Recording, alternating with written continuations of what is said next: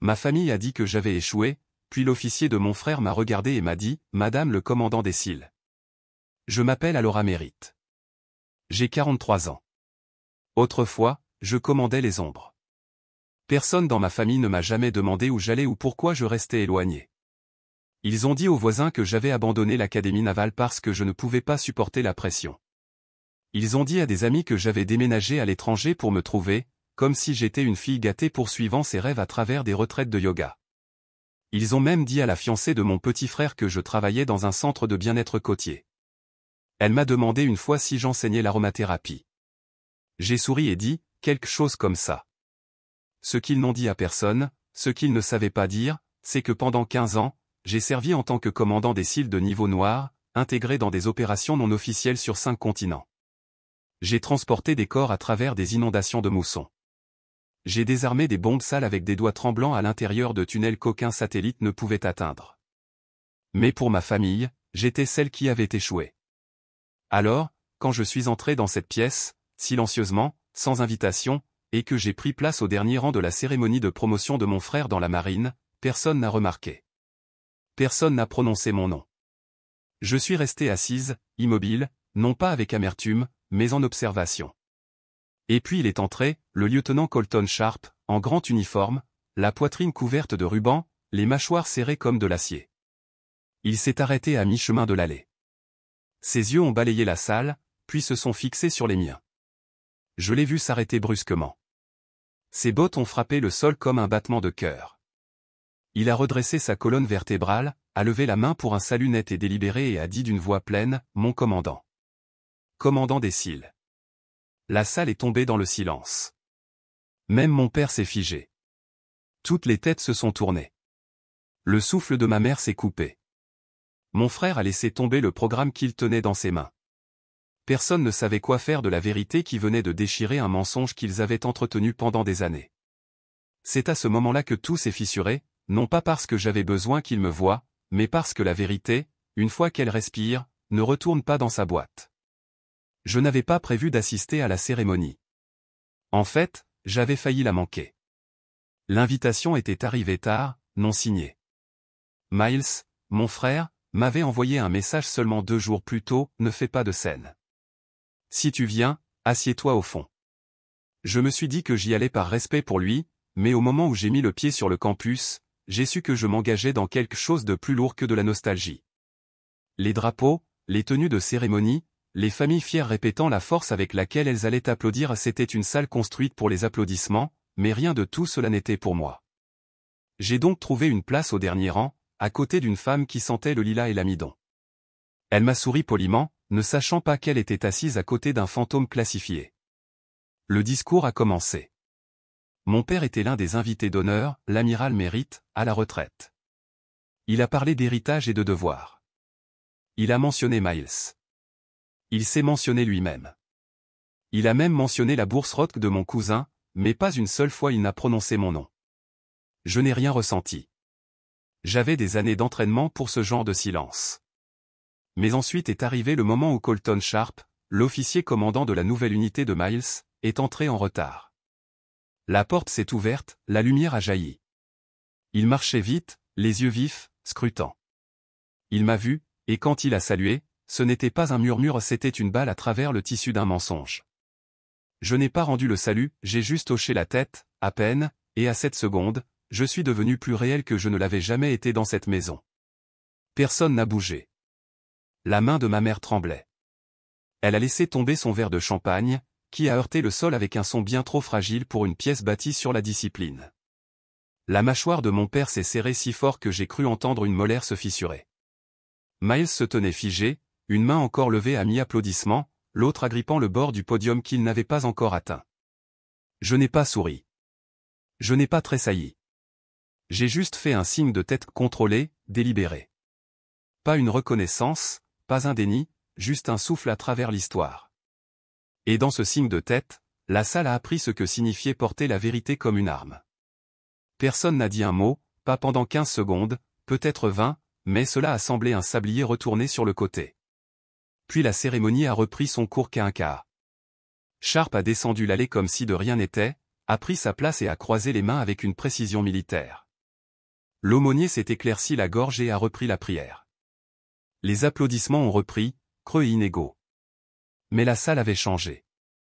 Ils faisaient tous semblant de ne pas me remarquer maintenant, non pas par mépris, mais par confusion, par peur peut-être, parce que lorsqu'un fantôme apparaît en plein jour, on ne le regarde pas dans les yeux à moins d'être prêt à y voir son propre reflet. Je suis resté jusqu'à la fin du programme, non par respect, mais parce que sortir aurait signifié leur rendre le contrôle. J'en avais fini de laisser les autres dicter quand j'étais autorisé à disparaître. Quand ce fut terminé, j'ai attendu que la foule se disperse. Miles ne m'a pas regardé. Ma mère est passée à quelques mètres, serrant son sac à main comme un radeau de sauvetage. Mon père a hésité une seconde, a regardé dans ma direction, puis a ajusté ses boutons de manchette et s'est détourné. La dernière personne à sortir fut Colton Sharp. Il s'est arrêté près de mon siège.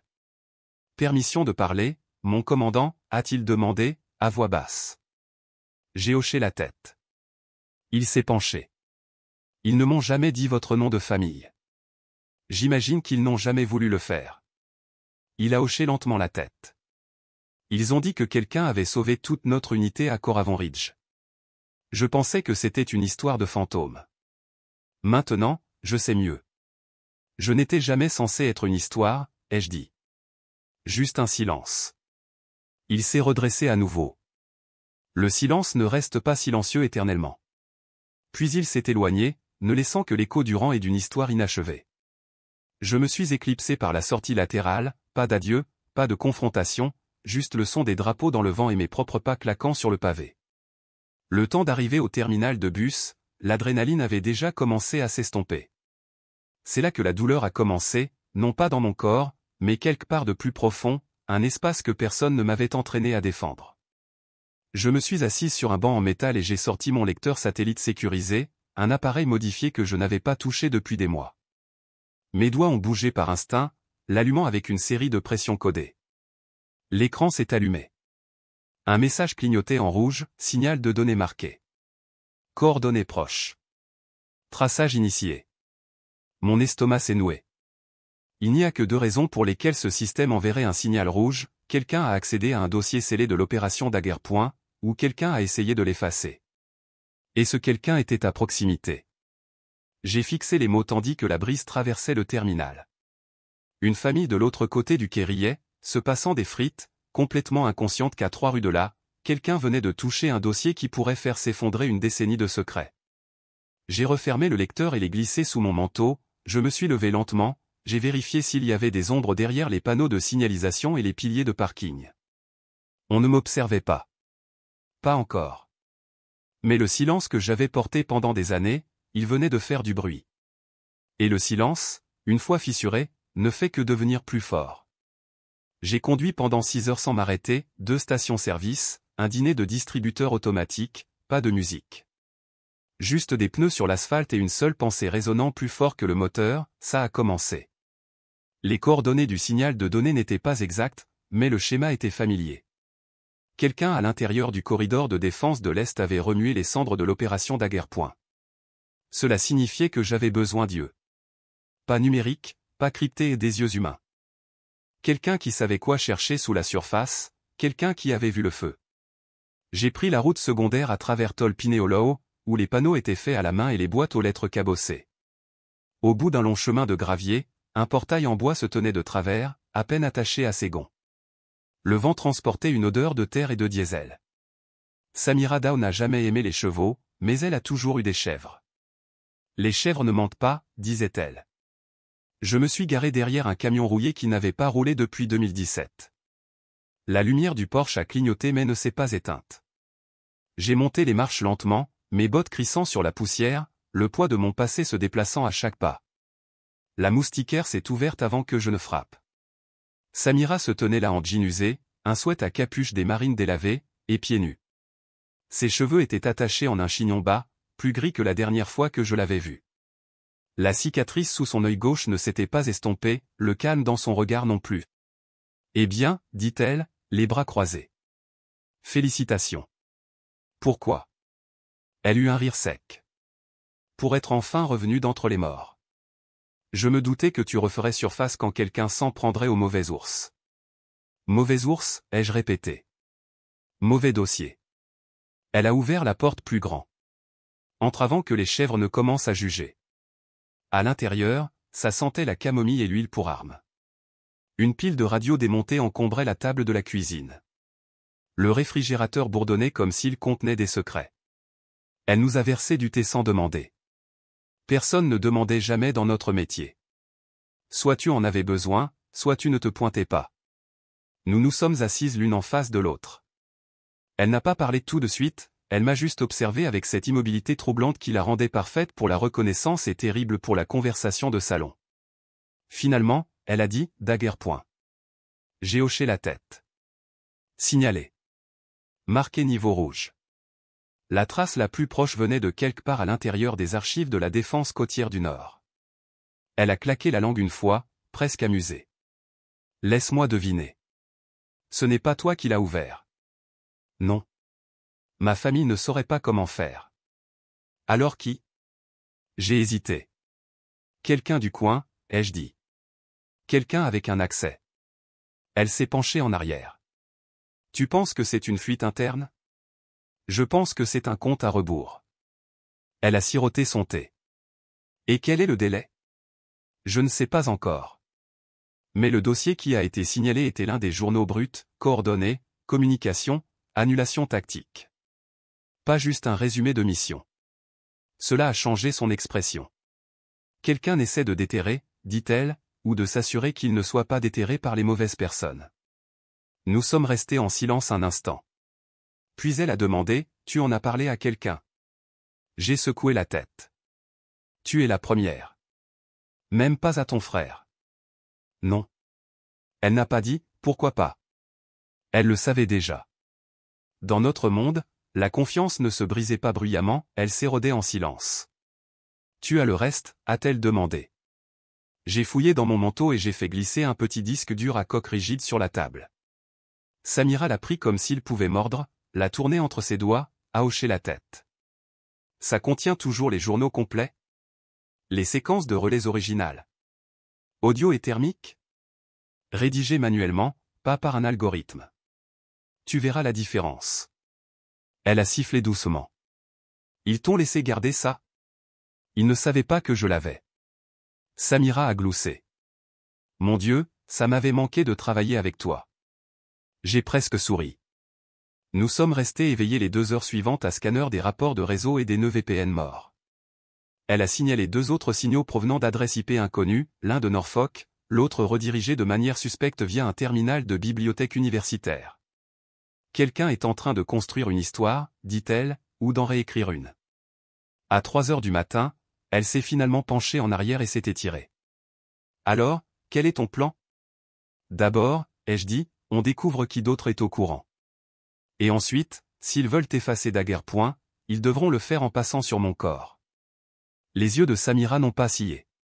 Puis elle a levé sa tasse et l'a doucement fait teinter contre la mienne. Au fantôme, dit-elle. Non, ai-je corrigé. Aux survivants. Le truc avec les trahisons, c'est qu'elles ne se présentent jamais sous les traits d'ennemis. Elles viennent avec des voix familières, nichées dans des conversations ordinaires. Elles viennent en uniforme qui signifiait autrefois quelque chose. Et dans mon cas, elles sont venues avec le nom de famille de mon père cousu au-dessus du cœur. L'analyse de Samira a retracé la 2e adresse IP jusqu'à une archive protégée, du genre accessible avec d'anciennes références militaires. Ce n'était pas une simple violation de données aléatoires, ce n'était pas un accident. La requête avait été intentionnelle, ciblée, et concentrée uniquement sur un seul fichier, une tranche brute de l'opération daguerreoint, horodatée et étiquetée avec le code de mon unité. Nous avons vérifié le point d'accès. Il provenait d'un terminal interne de la marine il y a 2 semaines. Le nom d'utilisateur, Amiral R. Mérite, à la retraite. Mon père. Au début, je n'y ai pas cru. Non pas parce qu'il n'en était pas capable, il l'était, mais parce que je ne pouvais pas l'imaginer sans soucier assez pour aller chercher.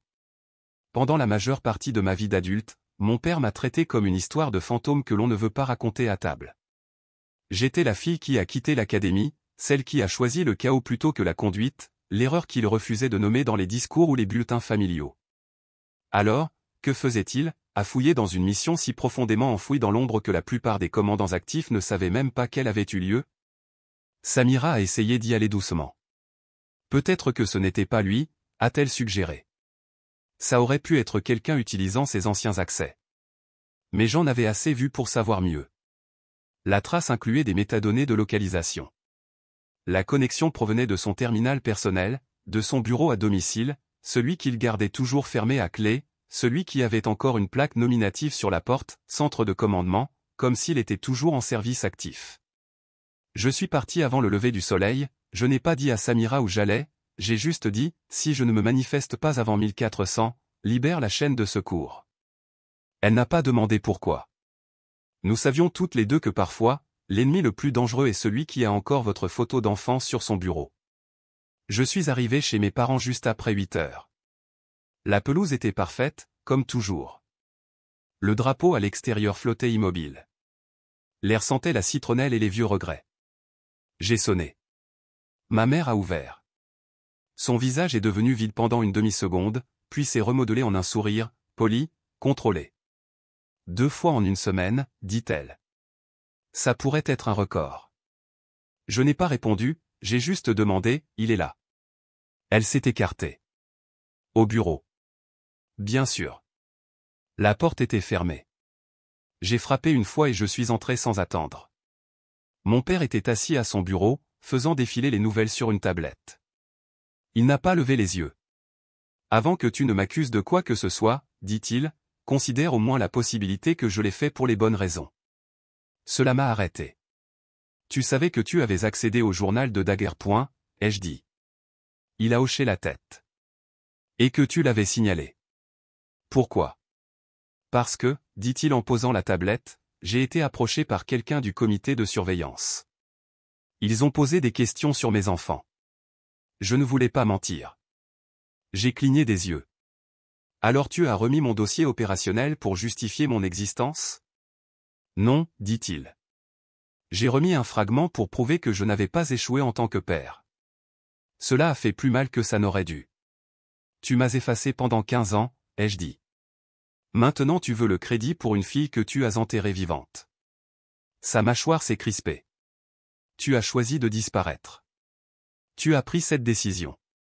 Non, ai-je dit. J'ai suivi les ordres. Tu m'as appris à le faire. Mais quand les ordres exigeaient le silence, tu as choisi la fierté plutôt que la présence. Il s'est alors levé, non pas imposant comme autrefois, mais fragile dans sa conviction. J'ai fait ce que je pensais être juste, dit-il. Pour la famille. Pour notre nom. Et pour le mien, ai-je demandé. Que as-tu fait pour mon nom, papa? Il n'a pas répondu. Au lieu de cela, il est allé à l'armoire et a sorti un dossier, épais comme du papier, marqué « Confidentiel ». Pour consultation exclusive. Il l'a posé sur le bureau. Ceci, dit-il, est tout ce qu'ils ont demandé. Je ne le leur ai pas donné. Pas encore. Parce que je voulais voir si tu viendrais d'abord. Je l'ai regardé, vraiment regardé, et pour la première fois, je n'ai pas vu l'amiral.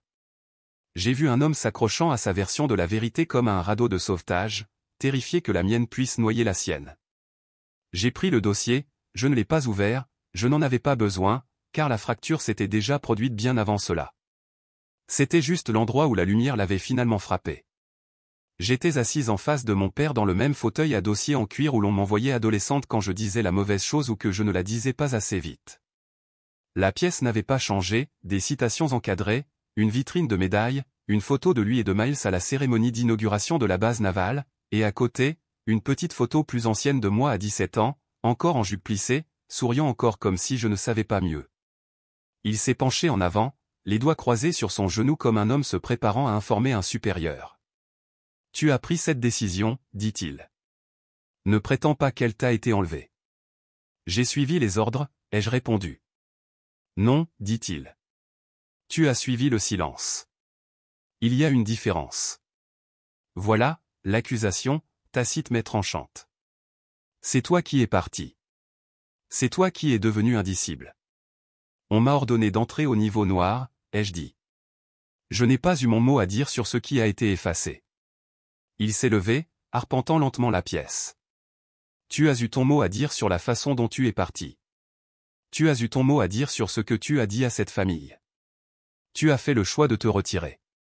J'avais 19 ans, ai-je dit. J'ai signé une renonciation pour opération classifiée qui a annulé mon nom. Tu penses que j'aurais pu simplement envoyer une carte postale de Syrie?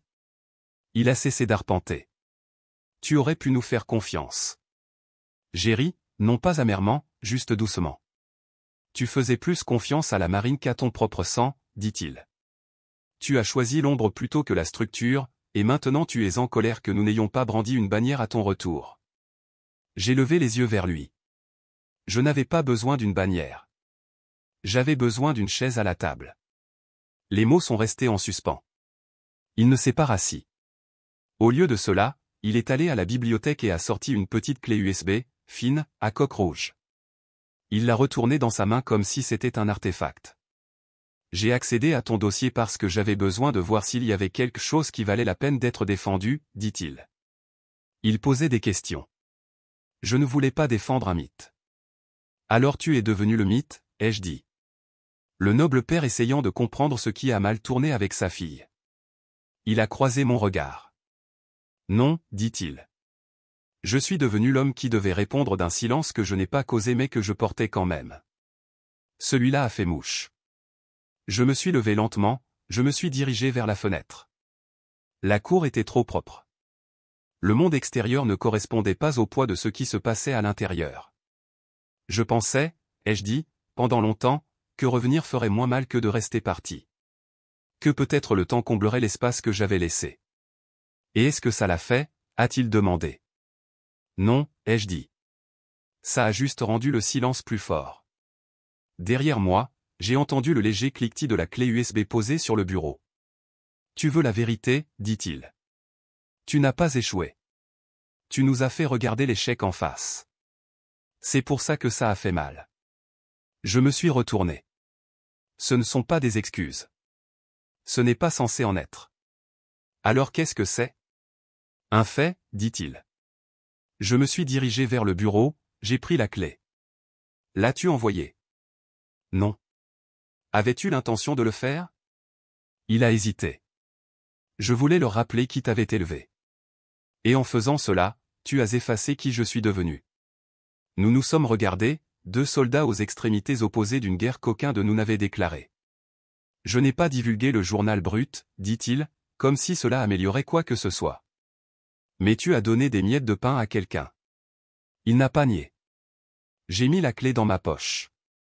Alors que j'atteignais la porte, il a dit, ton frère est toujours fier de toi, tu sais. Il ne sait juste pas comment le montrer. J'ai fait une pause. Dis-le lui, ai-je dit, parce que si tu penses que je suis revenu pour réparer ce qui est cassé, tu as tort. Alors pourquoi es-tu revenu? J'ai ouvert la porte, laissant la lumière tomber sur le sol entre nous. Parce que quelque chose de plus sombre arrive, ai-je dit. Et cette fois, je ne disparaîtrai pas pour mettre qui que ce soit à l'aise. Je n'ai pas attendu sa réponse car je l'avais déjà entendu dans chaque mot qu'il n'avait pas dit, dans chaque année de silence qu'il avait laissé s'envenimer. L'accusation n'était plus invisible. Elle portait sa voix. Et maintenant, elle portait la mienne aussi. La dernière fois que j'ai entendu la voix de Benji, c'était à travers une ligne de communication crépitante dans une école de village bombardée. Ce jour-là, le signal est arrivé brouillé, déformé par la fumée et l'acier, mais ces mots avaient tout de même trouvé leur chemin à travers le chaos, on a des civils. Des petits. Il faut choisir, le colis ou les gens. C'est à ce moment-là que la mission a changé.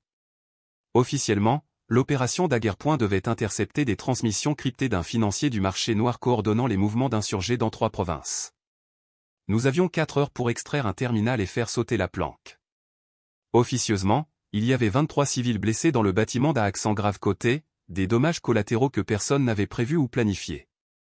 Le fichier que j'ai reçu de Benji la nuit dernière n'avait ni en tête, ni métadonnées, juste un enregistrement audio de 7 minutes extrait de nos communications internes, enfoui dans un serveur privé que lui seul savait cacher. Il n'a pas dit bonjour en l'envoyant. Le message disait simplement, s'il nous efface, que ceci parle.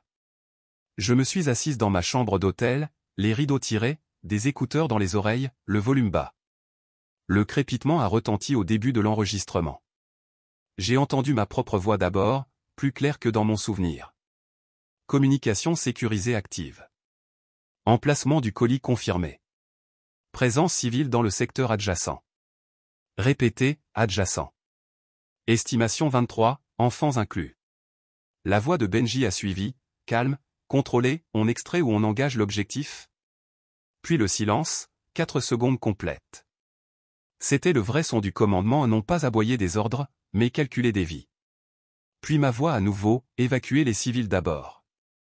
Les données peuvent attendre. Cette seule décision a changé le cours de tout. Nous avons réaffecté la moitié de l'équipe, brûlé 3 cycles de drones pour couvrir le couloir d'évasion, perdu du temps de relais satellite.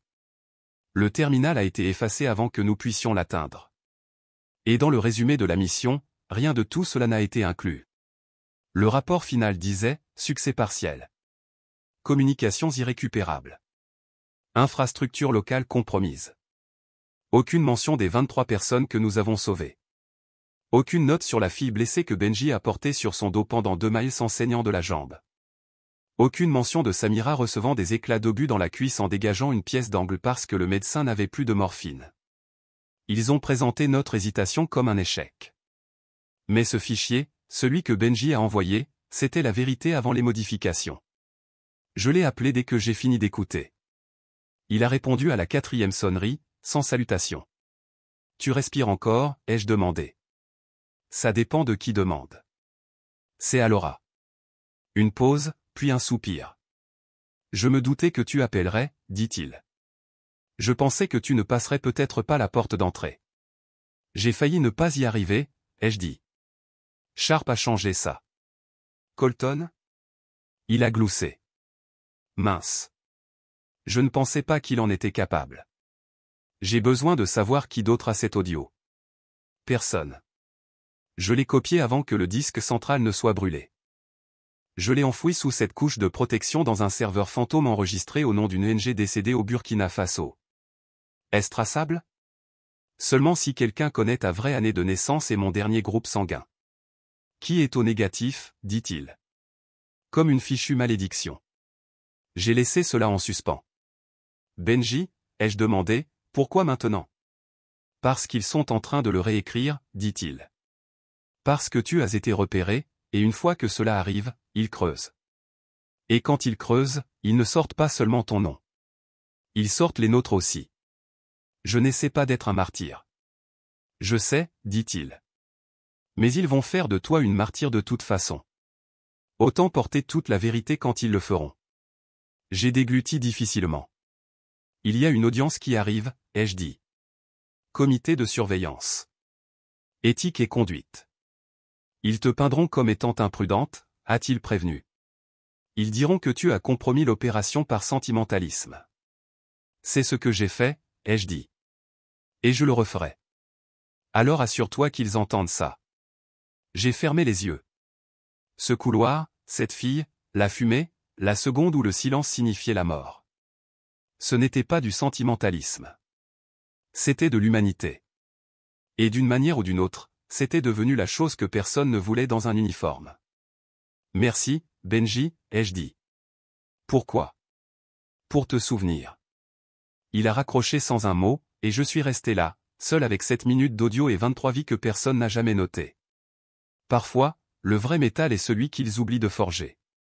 Et parfois, c'est celui qu'ils essaient le plus de cacher. J'ai trouvé Miles seul sur le pont d'observation derrière le club des officiers, où le Pacifique ressemblait toujours à une peinture, trop parfait pour être réel. Le soleil se couchait, projetant de l'orange et du bleu acier sur l'eau. Il était appuyé contre la balustrade, son uniforme blanc de cérémonie encore impeccable, un bouton d'effet au col. La posture était familière. Le silence était pire. Je me suis arrêté à quelques mètres derrière lui, j'ai attendu. Il ne s'est pas retourné. Tu as vu le dossier, ai-je dit. Pas de réponse. Tu as entendu ce que Sharp a dit. Toujours rien. Je me suis approché. Le vent tirait sur mon manteau, et je pouvais sentir la légère odeur de métal des quais. Miles, ai-je finalement dit. Je ne sais plus quoi croire. C'est un début, ai-je dit. Il s'est tourné légèrement, ses yeux ne rencontrant jamais tout à fait les miens. Ils m'ont dit que tu avais disparu parce que tu avais craqué. Ils ont dit que tu ne supportais pas la structure, que tu avais abandonné la mission, laissé ton équipe. Qui t'a dit ça? Il a hésité. Le commandement. Dans les briefings, dans les murmures. Ils n'ont pas utilisé ton nom, mais j'ai assemblé les pièces. Tu étais la seule à avoir disparu de la liste de l'académie sans explication. J'ai hoché lentement la tête. Et tu les as crus? Ses épaules se sont tendues. J'ai cru ce qui avait du sens, ce qui était cohérent, ce qui correspondait à l'histoire qu'il racontait. Parce que c'était plus facile que de me demander. Il s'est tourné maintenant, complètement, les bras croisés. Tu as disparu. Pas de lettres, pas d'appel. Tu les as laissés avoir raison dans leur silence. On m'a ordonné le silence, ai-je dit. Et j'ai suivi cet ordre, non pas parce que je voulais disparaître, mais parce que c'est ce que signifiait le niveau noir. Pas de nom, pas de trace. Tu aurais pu trouver un moyen. Et risquer ton habilitation? Ton avenir? Je n'allais pas t'entraîner dans ma chute. Il a ricané. Ce n'est pas à toi de prendre cette décision. Non, ai-je dit doucement. Ce n'était pas le cas. Mais je l'ai prise quand même, parce que je pensais te protéger. Il a de nouveau détourné le regard, fixant les vagues comme si elles pouvaient lui donner une réponse différente. Alors maintenant, quoi, a-t-il demandé. Tu veux que je croie soudain que tout ce qu'on m'a enseigné sur le devoir et l'honneur était un mensonge? Non, ai-je dit. Je veux que tu crois que parfois la vérité ne rentre pas dans des diapositives PowerPoint et des discours décorés. Parfois, elle saigne. Parfois, elle s'en va parce que rester aurait signifié mourir. Ses yeux se sont plissés. Ça semble pratique. Ça ressemble à de la survie. Il n'a pas répondu tout de suite. Sa mâchoire s'est contractée une fois, comme s'il mâchait quelque chose qu'il ne pouvait pas avaler. J'ai tout donné pour porter cet uniforme, dit-il. J'ai travaillé pour ça, j'ai saigné pour ça. Je sais, ai-je dit. Je t'ai observé de loin. Chaque recommandation, chaque affectation. J'ai gardé les articles, les photos. Tu ne sais pas à quel point j'étais fier. Sa voix s'est brisée, à peine audible. Alors pourquoi ai-je ressenti cela comme une trahison? Je me suis approché. Parce que le silence ressemble toujours à de l'abandon, ai-je dit. Même quand il naît de l'amour. Ses yeux ont brillé, mais il a cligné des yeux pour chasser l'émotion avant qu'elle ne s'installe. Je ne sais plus comment te voir, a-t-il admis. Tu n'as pas à me voir comme une héroïne, ai-je dit. Vois-moi juste comme ta sœur. Il m'a regardé alors, vraiment regardé, et c'était comme se regarder dans un miroir que je n'avais pas osé approcher depuis des années. Nous étions plus âgés, usés par des systèmes que nous n'avions pas conçus, mais la ressemblance était toujours là dans la mâchoire, les yeux, l'expression têtue du front. J'ai besoin de temps, dit-il. Je ne demande pas le pardon. Alors que demandes-tu? La présence, ai-je dit. Ne t'en va pas simplement sans essayer de comprendre. Il a hoché lentement la tête, mais son regard a ensuite changé, se durcissant à nouveau. Je crois toujours en ce qu'on m'a enseigné, dit-il. Et je reste fidèle à l'uniforme. Je ne te demande pas de choisir entre la marine et moi. Tu ne le demandes peut-être pas, dit-il en reculant, mais c'est ce que je ressens. Et sur ce, il s'est retourné et a descendu le pont, ses bottes martelant le sol en un rythme parfait. Je ne l'ai pas suivi. Pour la première fois, je n'ai pas senti le besoin d'expliquer ma valeur ni au gradé, ni au gros titre, ni même à Miles. Parce qu'il ne s'agissait plus de les obliger à me voir. Il s'agissait d'être la sœur que je n'avais jamais pu être, celle qui reste même quand ça fait mal. Les salles du tribunal sentaient le bois ancien et la politique froide, des rangées de plaques nominatives, des microphones en laiton, de l'eau en bouteille que personne ne touchait, le genre de pièces où les réputations sont aseptisées et l'humanité classée sous « autre considération ». Le docteur Miles parlait déjà quand je suis arrivé, sa voix douce, répétée et absolument certaine. Un consultant civil en éthique avec une habilitation du Pentagone et l'attitude d'un homme sur qui on n'a jamais tiré. Il se tenait derrière le podium, désignant un écran numérique derrière lui. En examinant l'étude de cas Daguerrepoint, dit-il, nous devons déterminer si une interférence émotionnelle a conduit à un compromis de la mission. Les données indiquent qu'une décision a été prise de prioriser l'évacuation de civils non autorisés par rapport à la récupération d'un actif confirmé. Bien que moralement louable, cela soulève une question cruciale, la compassion a-t-elle supplanté le commandement? Je suis entré juste au moment où ces mots tombaient. L'écran derrière lui a clignoté en rouge. Un graphique est apparu, horodatage, journaux d'appel, placement de troupes, une trahison propre et digeste. Je n'avais pas porté l'uniforme depuis une décennie. Le tissu était raide sur mes épaules, le col étranger. Mais le poids était familier, comme une vieille blessure qui ne fait mal que lorsque le temps change. Mes bottes ont résonné alors que je m'approchais du sol central. Le docteur Miles m'a jeté un bref regard, puis est retourné à ses données. La présidente a levé les yeux de ses notes. Commandant Merritt. Vous êtes ici volontairement. Je le suis. Vous n'êtes pas sous enquête formelle, pourtant vous avez demandé à parler. C'est exact. Procédez. J'ai fait face au panel, 3 officiers militaires, 2 conseillers civils, un agent de liaison du département de la Défense, et une salle pleine d'autres personnes qui n'osaient pas croiser mon regard.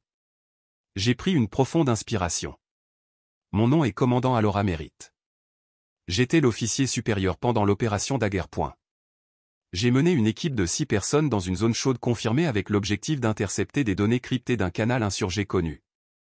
Au milieu de l'opération, nous avons découvert 23 civils, y compris des mineurs blessés, dans un bâtiment adjacent au site de l'objectif. J'ai fait une pause. Aucune réaction. J'aurais pu dire que nous avions trouvé des licornes, et la salle aurait eu la même apparence. Nous avions 2 options, ai-je continué. Accomplir la mission ou sauver les civils.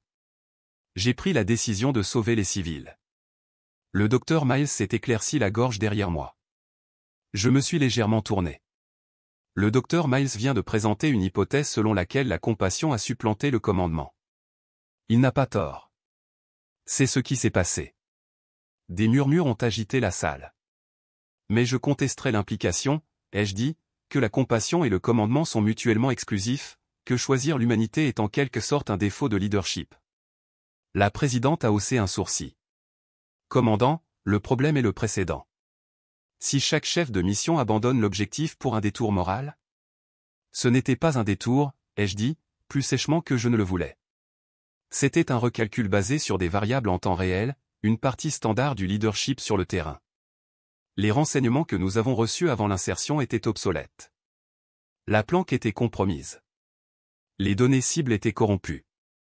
La seule valeur active restante dans cette zone était la vie, et j'ai choisi de la préserver. Le docteur Miles a fait un pas en avant. Commandant, avec tout le respect que je vous dois, votre dossier est décoré mais aussi scellé. Beaucoup dans cette salle ne l'ont jamais vu. Nous travaillons avec une visibilité limitée. Des faits limités. C'est voulu, ai-je dit. On ne peut pas expurger une vie et ensuite se demander pourquoi on ne peut pas la voir clairement. Une pause, puis j'ai ajouté, vous avez dit que j'ai laissé l'émotion guider la mission. Vous avez raison. J'ai vu un enfant en s'en tenant la main de sa mère, et j'ai pris une décision. Si cela me disqualifie du commandement, alors peut-être avons-nous confondu ce qu'est réellement le leadership. Silence. Un vrai silence, du genre qui pique l'air et défie quiconque de respirer. La présidente a pris la parole ensuite. Avez-vous des preuves pour étayer votre version des événements? Oui, ai-je dit. Mais je ne les soumets pas aujourd'hui. Pourquoi pas? Parce que je voulais que vous l'entendiez d'abord. Pas d'un dossier, pas d'un débriefing, mais de la personne qui a apporté ses choix. J'ai reculé, j'ai redressé ma colonne vertébrale. Les médailles sur ma poitrine ne brillaient pas, elles ne le font jamais dans des pièces comme celle-ci, mais elles étaient là, méritées, non décernées. J'ai regardé les visages qui ne voulaient pas me regarder, puis je me suis tourné pour partir, non pas parce que j'étais renvoyé, mais parce que j'avais dit ce qui devait être dit. Pour la première fois en 10 ans, j'avais porté l'uniforme non pas pour me fondre dans la masse, non pas pour obéir, mais pour être vu. Et s'il choisissait encore de ne pas le faire, ce n'était plus mon fardeau à porter. 2 heures après avoir quitté le tribunal d'éthique, j'ai reçu l'alerte, une douce vibration sur mon appareil crypté, presque imperceptible, comme le souffle que l'on ne remarque pas jusqu'à ce que l'air change. Le message est arrivé en police rouge, horodaté et géolocalisé, accès Daggerpoint signalé. Ping non autorisé. Origine, Pentagone, interne. Je n'ai pas respiré pendant une seconde. Quelqu'un à l'intérieur tirait sur les fils d'une mission dont personne n'était censé connaître l'existence, non pas parce qu'elle était illégale, mais parce qu'elle était gênante. J'ai lancé une trace. L'adresse IP a rebondi 2 fois, a été redirigée via un terminal sécurisé du Congrès, et a abouti dans le bureau d'un seul homme, le colonel Kendrick Holmes. Je n'avais pas prononcé son nom à voix haute depuis 13 ans, pas depuis le dernier cycle d'entraînement que j'ai terminé sous sa supervision, à l'époque où mon équipe n'avait pas de vrai nom, seulement des numéros et des groupes sanguins. Le colonel Holmes avait été une étoile montante dans la communauté du renseignement, un combattant devenu stratège, aux arêtes vives et politiquement charmant. Mais sous les médailles et la cadence polie du Sud se cachait une conviction d'acier, la biologie ne se plie pas à l'idéologie. C'est ce qu'il m'a dit une fois, dans une salle de briefing sans fenêtre, où mon évaluation de performance reposait, non lue, entre ses mains. Vous êtes bonne, mérite, a-t-il dit, mais ce n'est pas votre guerre. Les femmes n'ont pas été conçues pour le commandement de l'ombre. C'est ce jour-là que j'ai réalisé que je n'avais pas besoin de sa permission pour diriger, juste du code d'habilitation pour le faire discrètement. Maintenant il était de retour, mais cette fois, non pas comme mon instructeur, mais comme l'homme essayant d'effacer la preuve de qui j'étais devenu. Je ne suis pas passé par les canaux officiels. Il n'y a pas de protocole pour affronter un homme comme Holmes, pas de formulaire à remplir qui dit « Excusez-moi, monsieur, pourquoi démantibulez-vous l'histoire ?» Au lieu de cela, j'ai envoyé un message privé via un relais crypté qu'il reconnaîtrait, le même que nous utilisions lors des opérations secrètes en Ukraine, à l'époque où la confiance se calculait en secondes, pas en sentiments, rendez-vous. 1800 heures. 14e étage. Sans escorte. Il est venu, bien sûr qu'il est venu. Holmes était le genre d'homme qui se nourrissait de ne pas avoir peur. Il est arrivé dans un costume gris impeccable, rasé de près, et marchait comme s'il portait encore son grade sur les épaules. Je me tenais près des fenêtres, regardant le soleil s'éteindre sur l'horizon. Quand il est entré, je ne me suis pas retourné. Vous aimez toujours faire une entrée, ai-je dit. Et vous aimez toujours vous cacher dans les silhouettes, a-t-il répondu. Alors. Il n'utilisait mon prénom que lorsqu'il avait besoin de quelque chose. Dites-moi pourquoi vous avez accédé au fichier de Daggerpoint, ai-je dit. Pas de politesse. J'ai dépassé le stade de la prétention. Il s'est approché de la table d'appoint, s'est versé un verre d'eau, ne m'en a pas offert. Le comité a demandé des éclaircissements sur votre dossier opérationnel, dit-il. Compte tenu de l'attention que vos témoignages ont suscité, il voulait de la clarté. Vous voulez dire le contrôle. La même chose, selon la façon dont l'histoire est racontée. Je me suis retourné alors, lentement. Et quelle histoire racontez-vous, colonel? Il a pris une gorgée, mesurée. Que vous étiez une opératrice talentueuse qui est allée trop loin. Que vos décisions, bien que compréhensibles, ont introduit un risque. Et que la structure des cils n'est pas conçue pour supporter l'ambiguïté, surtout quand elle porte un visage de femme. Voilà, la conviction dont il ne s'était jamais départi. J'ai pris une décision pour sauver des vies, ai-je dit. Vous les auriez laissés mourir. J'aurais suivi la directive et l'aurais réécrite dans le débriefing. Il a souri. Comme je l'ai dit, la même chose. J'ai marché vers lui, chaque pas ancré dans la retenue. Vous supprimez le journal complet, n'est-ce pas? Pièce par pièce, le recadrant en une histoire édifiante. C'en est déjà une, dit-il doucement. Non pas parce que vous avez échoué, mais parce que vous avez réussi, et il n'était pas prêt pour ça. Son honnêteté aurait dû m'exaspérer. Ce ne fut pas le cas, car elle confirmait tout ce que je savais déjà. Vous voulez que je sois effacé, ai-je dit. Non pas parce que j'ai craqué, mais parce que je ne l'ai pas fait. Il n'a pas répondu, n'en avait pas besoin. Le silence était l'aveu. Je ne vous laisserai pas faire, ai-je dit. Vous ne m'arrêterez pas, a-t-il rétorqué. Vous ne savez pas ce que j'ai gardé. Il a haussé un sourcil.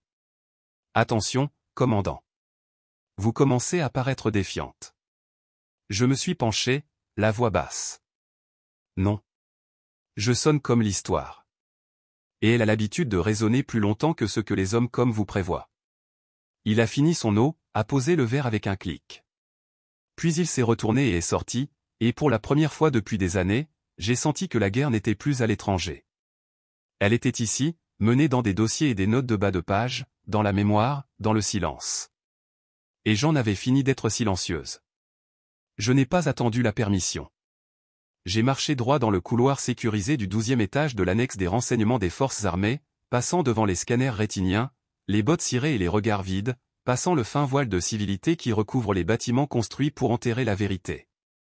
J'avais l'habilitation, techniquement, mais j'avais aussi quelque chose de mieux, l'histoire.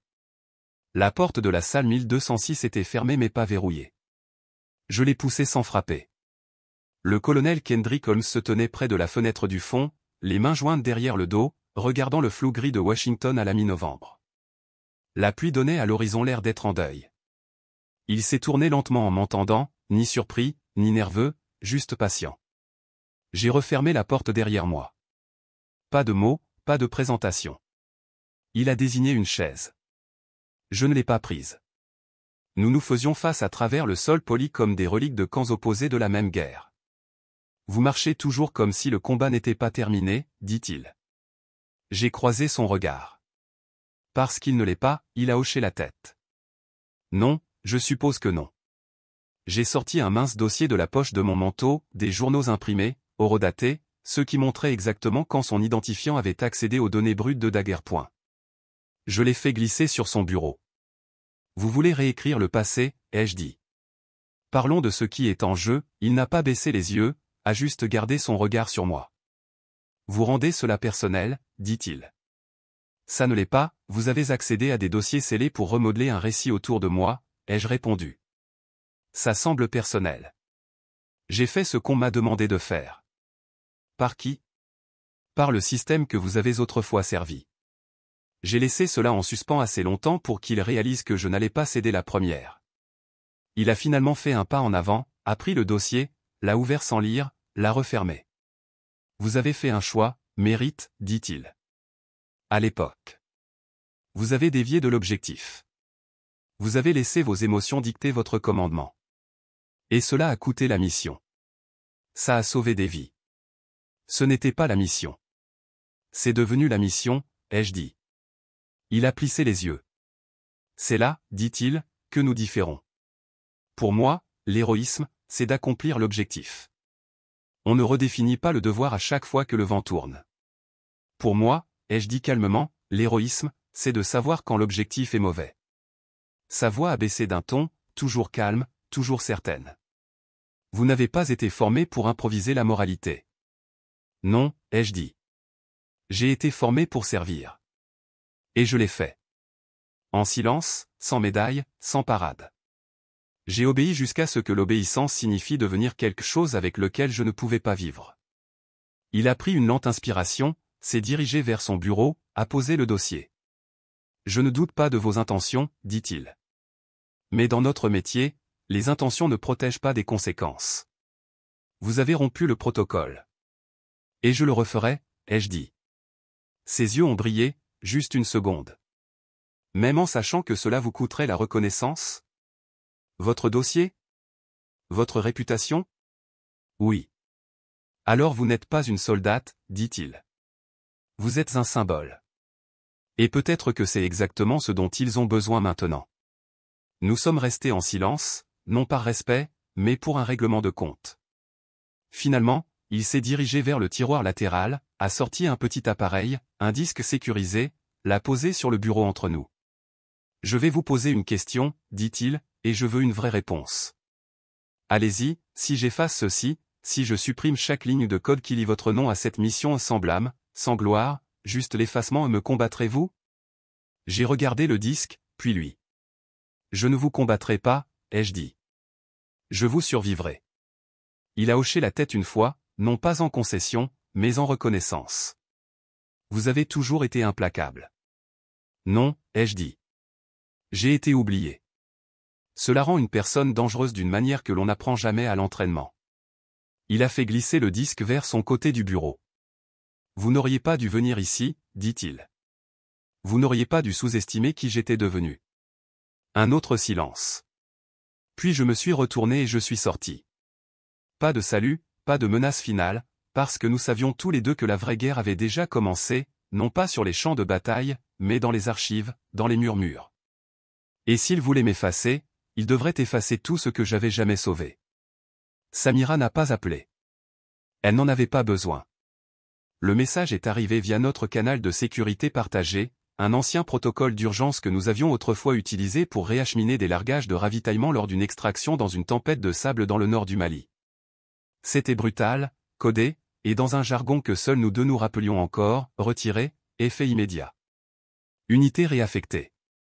Accès révoqué. Adopter stratégie de séparation. Je l'ai lu 2 fois, puis encore. Il nous séparait. Pas pour nous discréditer directement, pas de gros titres, pas d'accusation, juste un démantèlement silencieux, comme tirer des fils d'un filet jusqu'à ce que tout s'effondre sans jamais faire de bruit. J'ai renvoyé un seul mot, compris. 15 minutes plus tard, Benji a envoyé sa propre mise à jour, confirmée. Samira hors réseau. Ses accréditations désactivées. Signal d'archives sur mon VPN. On dirait qu'il marque tout ce que nous avons touché. Tactique classique de division et de dégradation. Les supérieurs nous veulent isoler. On nous démantèle. Il a terminé avec quelque chose de plus froid que d'habitude, tu avais raison. Ce n'est pas ce que nous avons fait. C'est qui s'en souvient. C'est là que je l'ai ressenti. Pas de panique, même pas de colère, juste cette douleur profonde et silencieuse qui vient quand on réalise qu'on n'est pas seulement réduit au silence, on est en train d'être effacé de l'histoire. Benji et moi avions opéré sur 5 missions ensemble, Samira sur 3, aucune d'entre elles parfaite, aucune d'entre elles facile, mais chacune nous a laissé liés d'une manière qu'aucun débriefing post-opératoire ne pourrait expliquer. Et maintenant, un par un, ces liens étaient coupés, non pas avec des lames, mais avec le protocole. Plus tard dans l'après-midi, je me tenais seul à l'extérieur du bâtiment du tribunal, le manteau bien serré, le vent s'acharnant sur l'ourlet de mon uniforme. L'audience avait été ajournée, mais j'étais resté, non pas pour tourner la page, mais pour trouver un fragment de clarté. C'est là que je l'ai vu, Miles. Il se tenait à moitié caché sous l'auvent à l'autre bout de la cour, les mains dans les poches, la posture raide. Il ne marchait pas vers moi, ne m'évitait pas non plus, il était juste là, à regarder. Je n'ai pas fait de signe, je n'ai pas bougé. Nous nous sommes regardés à travers l'espace qui nous séparait. Je ne sais pas combien de temps cela a duré, 10 secondes, peut-être 30, mais c'était suffisant pour remarquer que quelque chose avait changé dans ses yeux. Il n'était pas en colère. Il n'était pas honteux. Ils étaient scrutateurs, jaugeurs. Et à ce moment-là, j'ai su que Miles n'était plus seulement coincé entre le devoir et la famille. Il se tenait au seuil d'une histoire qu'on ne lui avait pas permis de lire et décidait s'il devait la franchir. Il n'a pas parlé, n'a pas fait de geste, a juste fait le plus léger des hochements de tête, puis il a disparu. Je suis resté là, le vent pressant contre mon dos, pensant à la façon dont le silence peut signifier tant de choses, une fin, une question, parfois même un début.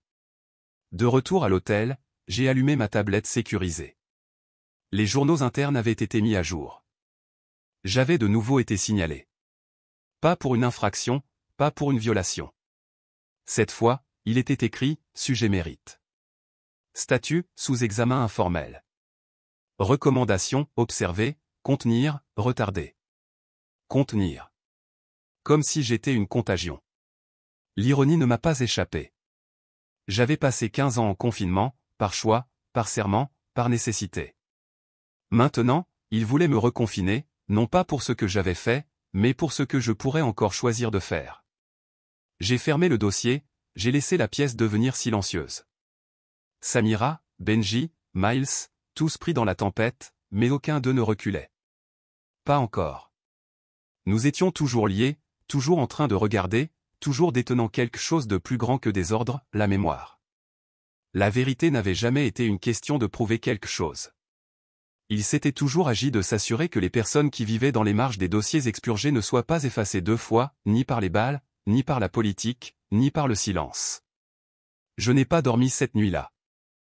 Au lieu de cela, j'ai conduit pendant 3 heures hors de la ville jusqu'à une crête que personne ne visitait plus, un endroit que Samira et moi avions utilisé des années auparavant, lorsque les tours de relais satellites étaient encore vulnérables aux dérives de signal.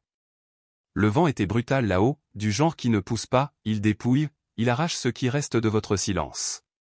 J'ai installé l'antenne satellite, calibré l'angle et me suis connecté à un réseau privé que je n'avais pas touché depuis près d'une décennie. Une profonde inspiration, puis j'ai plongé. Holmes avait été occupé. J'ai décrypté 2 rapports d'après-action archivés liés à l'opération Daggerpoint. L'un portait mon nom, l'autre non. Le premier était celui de mon dossier, le rapport que j'avais soumis, mais clairement amendé quelque part dans la chaîne de commandement. Le second était la fabrication de Holmes.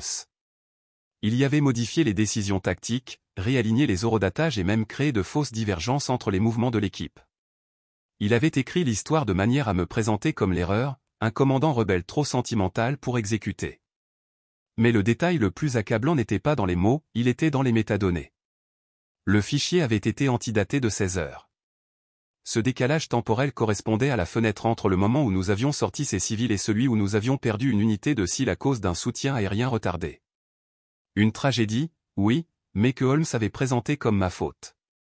J'ai su alors qu'il ne s'agissait pas seulement d'héritage, il s'agissait de responsabilité. Il avait réécrit la mission non pas pour m'enterrer, mais pour se protéger. Je n'ai pas déposé de plainte formelle. Je ne suis pas allé devant un tribunal ni n'ai rédigé de déclaration. Au lieu de cela, j'ai fait ce que tout agent fantôme apprend à faire lorsque la chaîne de commandement devient un nœud coulant. J'ai ouvert un fichier sécurisé. À l'intérieur, j'ai intégré un enregistrement, pris à l'insu de tous par un drone secondaire lors de notre débriefing post-Daggerpoint. L'audio n'était pas parfait, mais il était assez clair. Tu n'as pas le droit de rejeter le poids de ta mauvaise planification sur mon équipe, Kendrick, disait la voix du commandant Rhea Monroe. Ces hommes sont morts à cause de ton retard d'appel, pas de l'ordre d'évacuation de mérite. La réponse de Holmes, cette évacuation ne faisait pas partie du protocole. Nous ne l'avons jamais autorisé. Tu as autorisé le silence, et j'ai refusé, a répliqué Rhea. J'ai écouté l'extrait 3 fois avant de le télécharger. Puis j'ai ajouté une ligne de texte, retirez-vous honorablement, où je m'assurerai que chaque équipe de SEAL de la côte et à Coronado entende comment vous les utilisez comme écran de fumée. J'ai crypté le fichier et l'ai acheminé par une porte dérobée accessible uniquement aux conseillers de haut échelon, le propre cercle de pair de Holmes, un endroit où la honte persiste plus longtemps que l'échec. Je ne m'attendais pas à une réponse. Ce n'était pas le but. Ce n'était pas de la vengeance, c'était de la pression, un murmure avec des dents. Au lever du soleil, j'ai démonté l'antenne, sans laisser de traces, comme au bon vieux temps. De retour dans ma voiture, je n'ai pas ressenti de soulagement. J'ai ressenti un alignement, comme si j'étais revenu dans le rythme d'une vie que je pensais avoir laissée derrière moi. Les règles étaient différentes maintenant, mais le champ de bataille était toujours familier. J'ai vérifié ma boîte de réception sécurisée plus tard dans la journée. Un message, sans expéditeur, juste un objet, noté. Mouvement en cours. J'ai fixé l'écran. C'est tout ce dont j'avais besoin. Il savait que j'avais la vérité, et maintenant d'autres le savaient aussi. Holmes ne tomberait peut-être pas, mais il bougerait, car le pouvoir ne craint pas la justice, il craint l'exposition. Et l'exposition, j'avais appris, est l'arme la plus silencieuse dans une guerre de réputation. J'ai fermé l'ordinateur portable et j'ai expiré.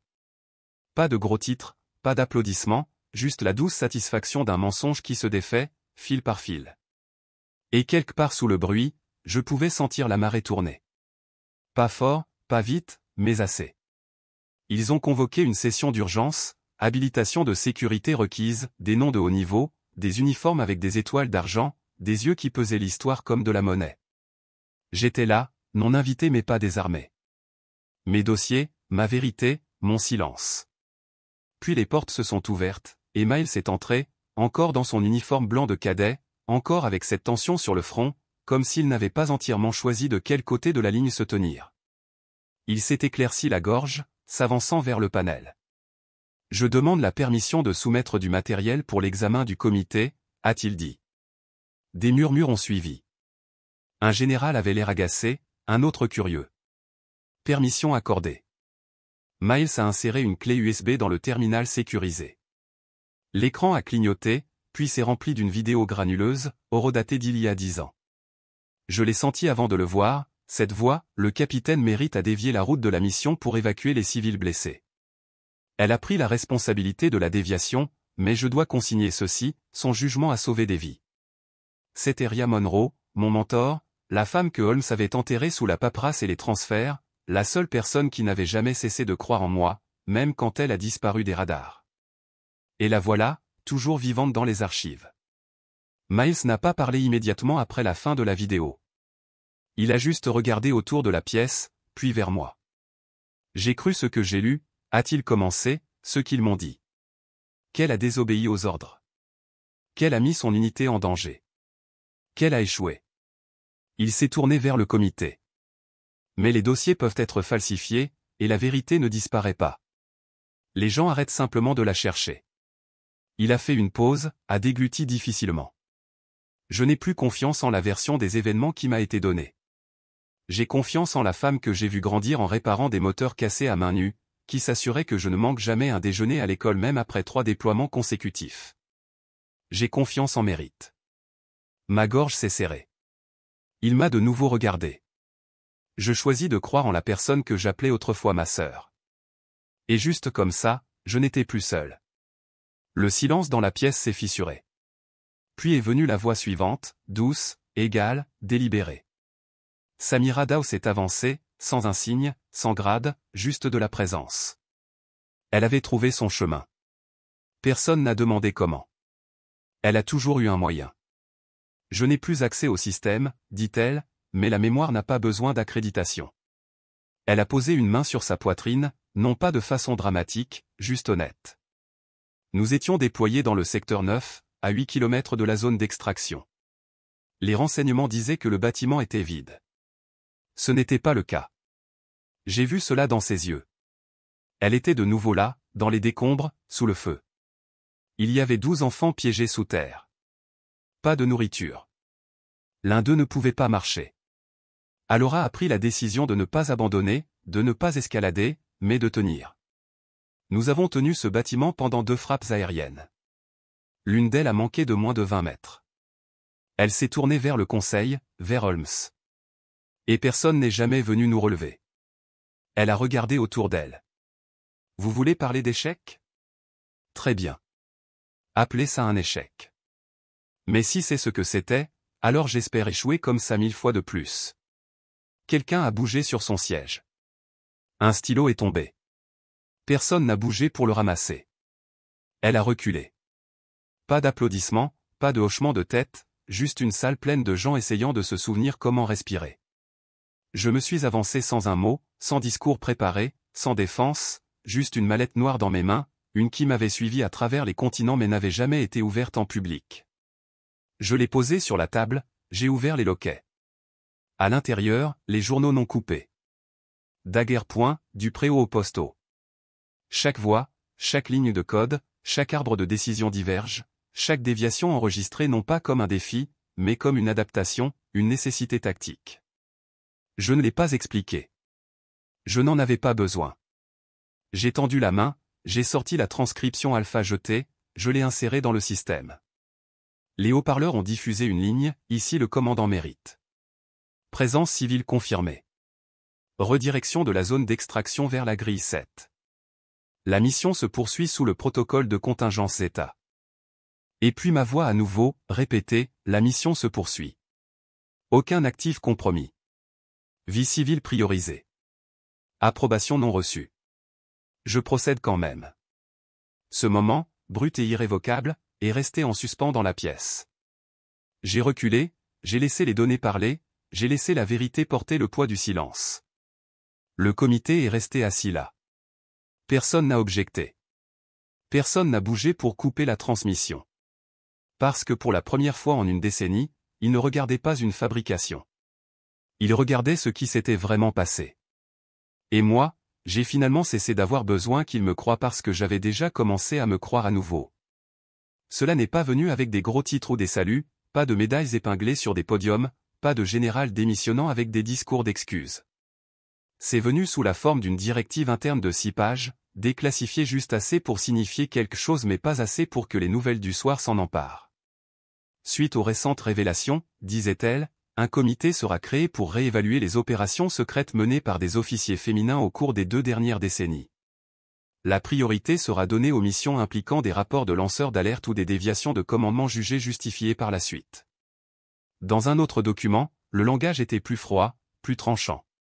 Le colonel Kendrick Holmes quittera son poste avec effet immédiat en raison d'obstruction de données stratégiques lors de protocoles de réponse à une menace active. La décision reflète un échec dans l'intégrité procédurale, et non dans la capacité individuelle. Il n'y a eu aucun mémo de célébration, juste des notifications, accès transféré, compte désactivé. Holmes n'a pas résisté, n'a pas protesté, a juste signé et est parti, son bureau vidé à 16 heures précises. J'ai observé depuis le parking.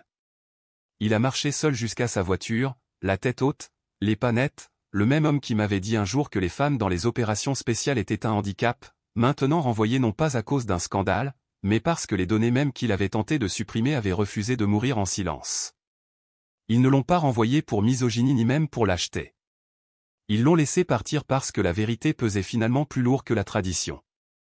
C'est ainsi que les systèmes changeaient, non pas par de grandes révolutions, mais par de silencieuses corrections faites dans l'onde de choc. Il n'y a eu aucune cérémonie, juste le dernier souffle d'une ère qui ne correspondait plus au monde qu'elle essayait de gouverner. Et pour la première fois, le silence qui a suivi m'a semblé juste.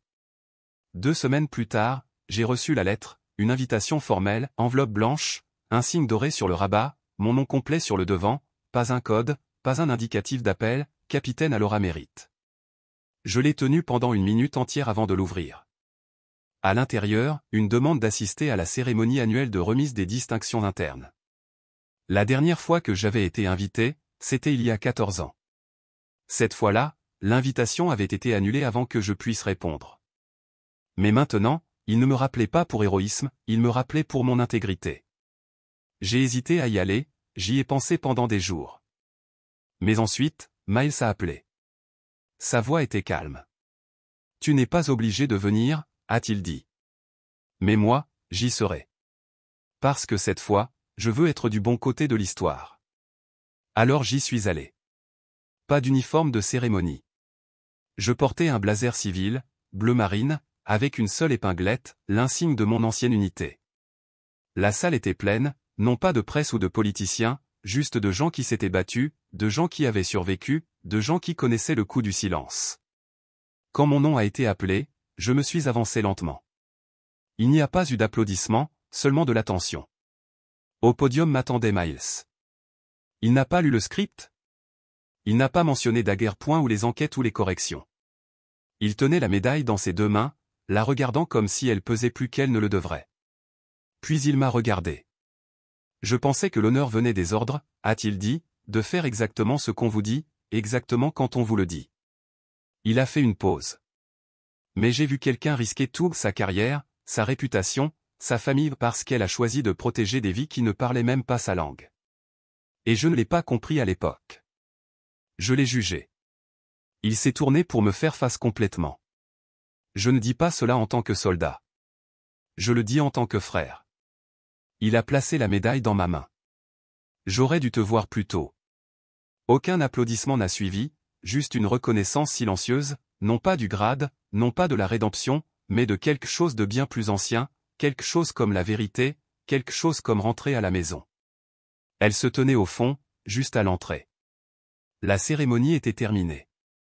La plupart avaient déjà commencé à partir des conversations calmes, de brefs hochements de tête, le bruissement des manteaux et des médailles. Mais quand je me suis retourné, je l'ai vue. Ma mère. Ses cheveux étaient relevés dans le style ancien, le même qu'elle portait à la promotion de mon frère. Sa robe était simple, respectueuse, les mains jointes devant elle, tremblant légèrement. Elle ne s'est pas approchée de moi, pas avant que la foule ne se soit éclaircie, pas avant que la dernière photo n'ait été prise, pas avant qu'il ne reste plus que moi au bord de la salle. Quand elle a finalement fait un pas en avant, je ne savais pas à quoi m'attendre de sa part, mais ce n'était pas ceci, je ne comprends pas, a-t-elle dit doucement, mais j'ai eu tort de ne jamais demander. Sa voix s'est brisée sur le dernier mot. Je n'ai pas pleuré. Elle non plus.